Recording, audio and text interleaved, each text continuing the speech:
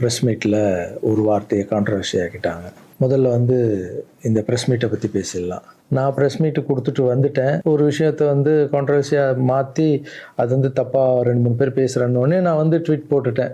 எழுத்துப்பூர்வமாக போட்டுட்டு, நான் ஏங்க மக்களை போய் அப்படி பேச போகிறேன், நான் ஏன் மக்களை போய் அப்படின்னு நினைக்க போகிறேன், தெரு நாயிலிருந்து வீடு வரைக்கும் புரிதலை பற்றி பேசணும்னு நினச்சேன்.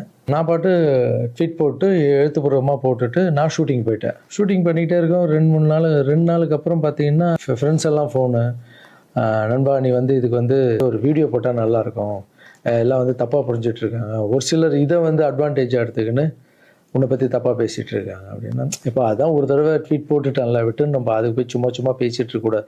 தப்பு நம்ம பண்ணால் பரவாயில்ல, நம்ம தான் பண்ணலையே அப்படின்னு விட்டாச்சு. அதுக்கப்புறம் என்னுடைய ட்ரஸ்ட் குழந்தைங்கள்லாம் ஃபோன் போட்டு, நம்ம படிக்க வச்ச குழந்தைங்க அங்கங்கே வேலை பண்ணிகிட்டு இருக்காங்கல்ல, அங்கிள் நீங்கள் இதுக்காக ஒரு வீடியோ போடுங்க ப்ளீஸ், இது ரொம்ப தப்பாக போய்ட்டுருக்கு அப்படின்லாம் பேசினாங்க. என்னடா இது எல்லாம் இப்படி சொல்கிறாங்களே அப்படின்னு பார்க்கும்போது, வீட்டுக்கு போனால் வீட்டில் அம்மாவும் அப்செட்டில் இருக்காங்க. இதுக்கு தான் நான் ஒன்று அரசியலுக்கு போவானு. நான் ஐயோ இது ஏதோ ரொம்ப தப்பாக இருக்குது போல், ஃப்ரெண்ட்ஸுங்கிட்ட எல்லாம் கேட்டு பார்த்தா நம்ம சொன்ன எண்ணங்கள் வேறு, இவங்க தப்பாக பேசிகிட்டு இருக்காங்க, அதுவும் ரொம்ப தப்பாக இருக்குது அப்படின்னும் போது, எனக்கு ரொம்ப க்ளோஸான ஒரு பையன் ஒருத்தர் இருக்கார் என்னுடைய ட்ரஸ்ட்டில். அவர் பேர் ராஜகோபால்.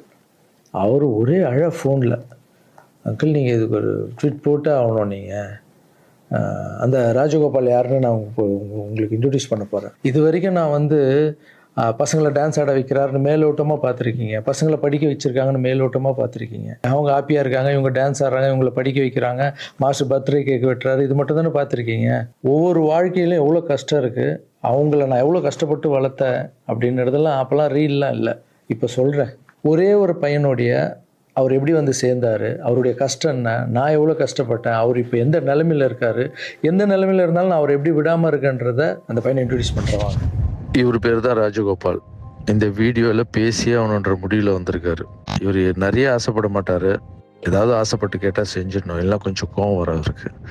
இவர் யாருன்னு முதல்ல நான் சொல்கிறேன். இவர் சேர்ந்தது 20 வருஷத்துக்கு முன்னாடி என்கிட்ட சேர்ந்தார். எப்படி தெரியுமா சேர்ந்தார், நைட் நான் படுத்துட்டு இருக்கேன், ஒரு 11 மணிக்கு சொல்கிறாங்க, கீழே உங்கள் வீட்டு கீழே யாரோ ஒருத்தர் வெயிட் பண்ணுறாங்க சார், உங்களை பார்க்கணும் அப்படின்னு சொல்கிறாங்க. இல்லைங்க 11 மணி ஆயிடுச்சு, காலையில் வர சொல்லுங்க அப்படின்னு. ஒரு சிலர் படிப்புக்கு ஹெல்ப் கேட்டு வருவாங்க, இந்த ஆர்ட் ஆப்ரேஷன் ஹெல்ப் கேட்டு வருவாங்க அப்படின்னு நினச்சி, சரி படிப்புக்காக தான் வந்திருப்பாங்க நான் நினச்சிக்கிட்டு காலையில் வர சொல்லுங்கன்னு சொல்கிறேன். இல்லை அப்பா அம்மா இல்லை, யாருமே இல்லை, ஊர்லேருந்து உங்களை நம்பி வந்துட்டாராம், ஸோ உங்களை பார்க்கணுன்னு வெயிட் பண்ணுங்கிறார். கீழே போய் பார்த்ததும் தான். அப்போ இவர் கொஞ்சம் நடப்பார், நல்லா நடப்பார், கொஞ்சம்னா பெண்டாய் நடந்து போய் வர அளவுக்கு இவரால் முடியும். போய் பார்த்தேன், அப்படியே கண்ணில் அப்படியே தண்ணி, அப்படியே கலங்கி என்னை அப்படியே கட்டி பிடிச்சார். 20 வருஷத்துக்கு முன்னாடி இவர். ஸோ அந்த அணைப்பிலே எனக்கு ஃபீல் ஆச்சு, இது வலி உள்ள ரொம்ப இருக்குது, அவருக்குள்ள நிறைய வலி இருக்குதுன்னு என்னால் ஃபீல் பண்ண முடிஞ்சது. ஏடாக நானும் உட்காந்து கேட்டேன், இல்லை சார் எனக்கு அப்பாவும் இல்லை அம்மாவும் இல்லை யாரும் இல்லை, என்னால் கொஞ்சம் தான் நடக்க முடியும், எனக்கு நீங்கள் உங்களை பற்றி கேள்விப்பட்டேன் சார், நான் இங்கேயே உங்கள் கூடவே தங்கிக்கிறேன் சார், உங்களை பற்றிலாம் நான் படிச்சிருக்கேன் சார், எனக்கு அப்பாவா அம்மாவா இருந்து நீங்கள் என்னை பார்க்கணும் சார் அப்படின்னு.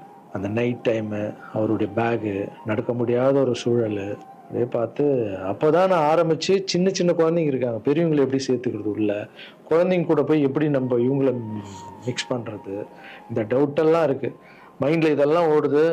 எல்லாம் சின்ன பசங்களாக இருக்காங்க, இவர் பெரியவராக இருக்கார், எப்படி உள்ள இதெல்லாம் போயிட்டு இருக்கும்போது கூட யோசனை பண்ணிகிட்டே இருக்கேன். பட் எது நடந்தாலும் இல்லை, கடவுள் அமைச்சிருக்காரு, அவ்வளோதான், சேவையே கடவுள், வாங்கண்ணா பார்த்துக்கலாம் அப்படின்னு அவர் அப்படியே உள்ளே கூப்பிட்டு போய் ஃபஸ்ட் டைம் சாப்பாடு போடுறோம் வீட்டில்.